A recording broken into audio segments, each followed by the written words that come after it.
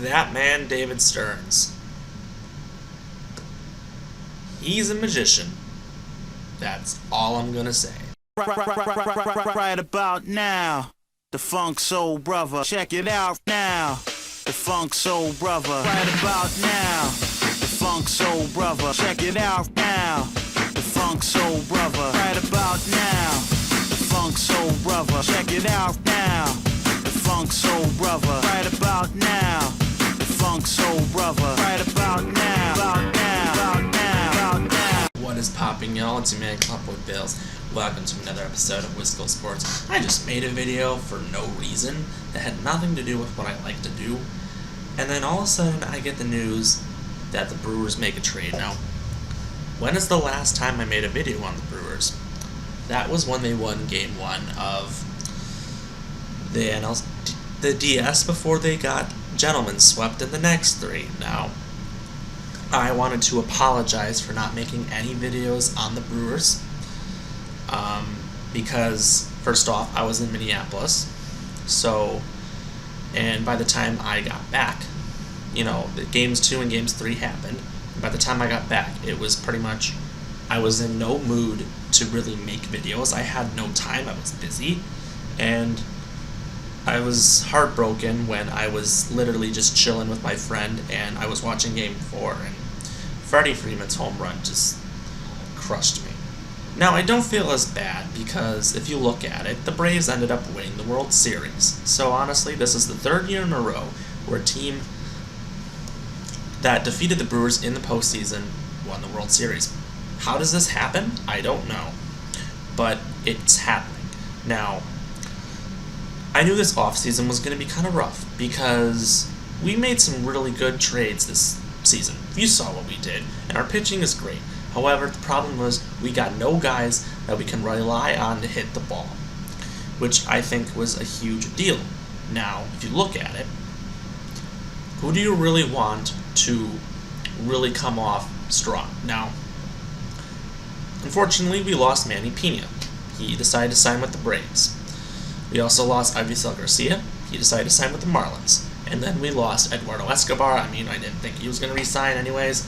And he's with the Mets. And the Mets are really reloading to be a really good team next year. Because they signed Max Scherzer and Marte and a crap ton of people.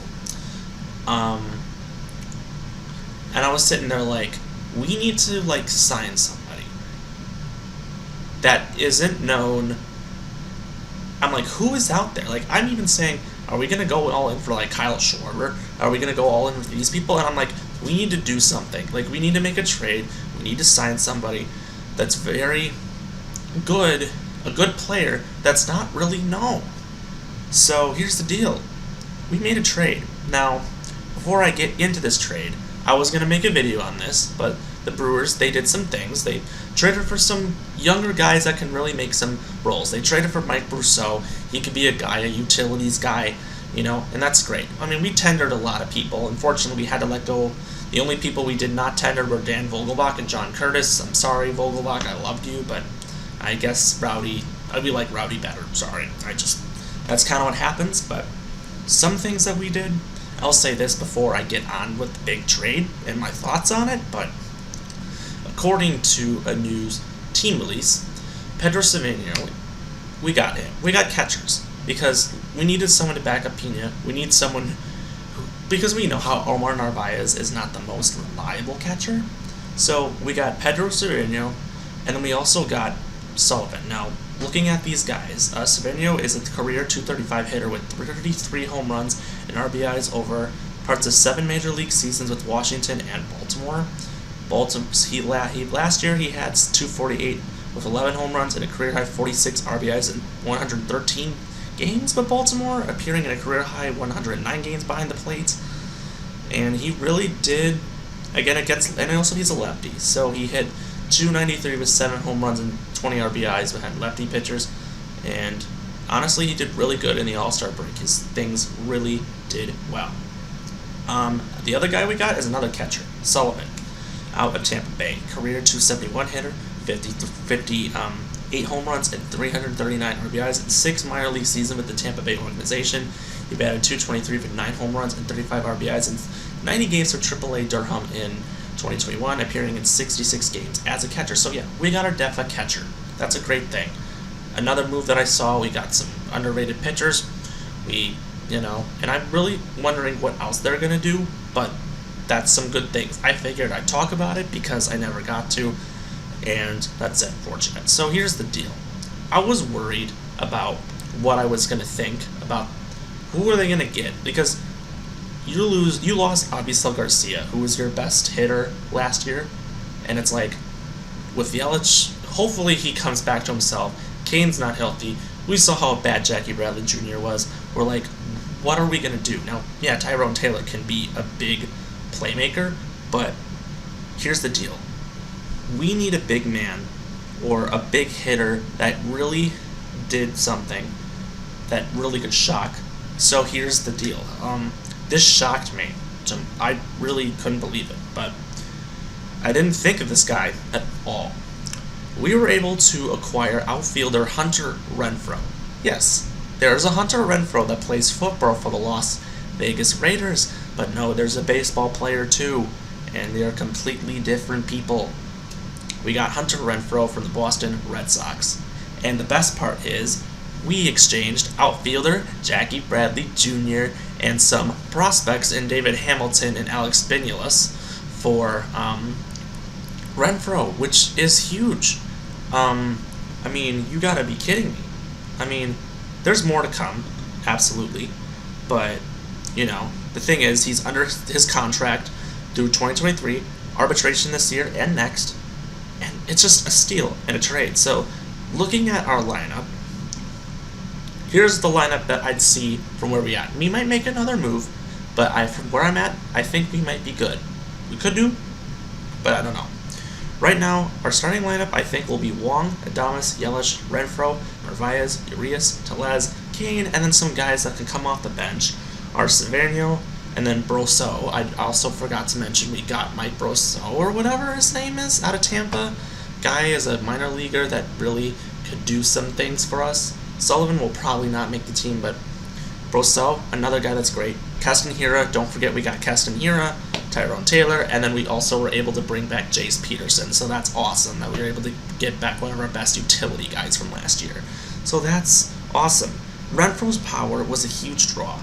His defense also in the outfield that's also a great part. He could be great. And obviously, they want to take on JBJ's contract. He started out and he was with Boston for almost his entire career, and obviously that is anything that kid could say. So I'm happy about it. Anyways, looking at Renfroe's stats last year, he hit .259 with 31 home runs and 76 RBIs in 144 games at Boston, setting career highs in games, at bats, runs, hits, doubles, RBIs, extra base hits, total bases, batting average, OPI, sluggers, and OPS. I'm excited. Another thing he did, he tied Texas Odaliscars for the major league lead in outfield assists with 16, which all came as a right fielder. It's pretty crazy. He's only 29. He's got a good history. He's going to be good. Really excited about this trade, and I really want to see him do more. So anyways, this was a great day. We saw some great moves, but the problem is, as much as I'm excited to see how the Brewers do this year, what sucks is, starting tomorrow, well, most of you will probably see this in the morning, so technically today, the MLB is officially going on lockdown. And that is an unfortunate thing, because obviously they need to try to figure out a contract, because I don't want to miss baseball. I don't want to miss baseball. I love it. And they need to figure this out ASAP, because I want to talk Brewers. I want to really get on board with the Brewers this season, because I didn't get to last time and I regret it. So that's my thoughts. And hopefully good things to come. So anyways, I'll be doing more updates, and hopefully, I'll be making a top 10 list on who I think are going to be the huge contributors to the team next year, things like that, but we have a while till opening day, so I'm not going to worry about it. Not. So anyways, try to enjoy yourselves. I mean, it's December. We're ready for this next season, if, well, it happens, but it should happen. But let's hope for the best. So, I hate lockouts. NBA happened to the NBA, happened to the NFL, happens to all of us. But let's be positive and think, let it not affect us. I mean, we saw some crazy moves in free agency. We saw Corey Seager sign a huge deal with the Texas Rangers. Marcus Semien, Javi Baez is going to Detroit. Marcus Stroman signing with the Cubs. DeGrom and Scherzer are going to be a 1-2 punch in the Mets. It's crazy. And there's still a lot of big names that are going to be signed. So it's interesting what will happen. So anyways, let's hope for the best, Brewers. Or MLB or anything. Alright, go Brewers. We'll see you next time.